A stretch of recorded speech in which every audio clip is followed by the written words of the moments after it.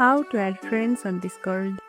Whether you are new to Discord or just never used the friend feature, I have got you covered. Let's dive right in. First things first, open up your Discord app or head over to discord.com on your browser and log into your account.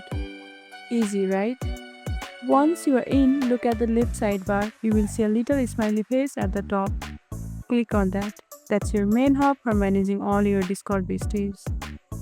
Now, at the top of the screen, click a button that says Add Friend. This is where the magic happens.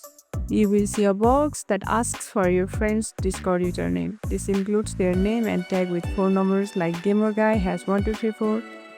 Make sure you type it exactly with the capital letters and the hashtag. Then click Send Friend Request. Once you have sent it, your friend will get a notification. As soon as they accept, boom, you are connected. You can now DM, voice chat, and even invite each others to servers. And that's it, easy peasy. Now go add your friends and make your Discord even more awesome.